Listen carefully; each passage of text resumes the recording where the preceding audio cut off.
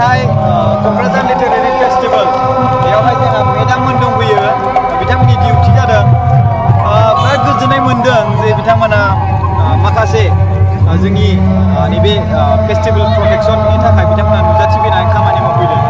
आरो बिनिफ्राय आरो बांसिन गोजोननाय मोनबावदों जे बिथांमोना जोंनि भिडिअखौबो नायो माबा मोनसे बुंनो नामा रायजो राजाफोरनिसिम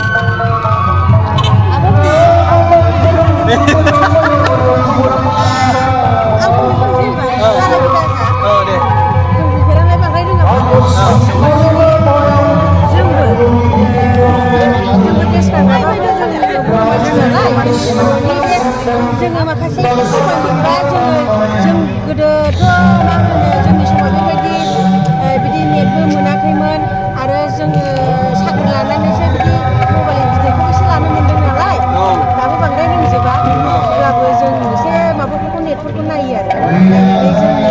बबे खनायाव मा जादों मा जायाखै बेखौ जोङो इउटुबफोरनिफ्राय जोङो नायनानै जोंबो सोलोङो आरो जोंबो सायख'नानै लायो आरो बबे मोजां बबे गाज्रि बेखौ जोंबो सायख'नानै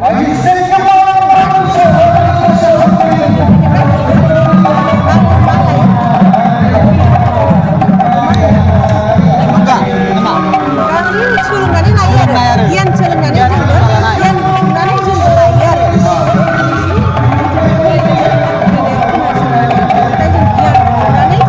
लानानै न'खराव माबायदि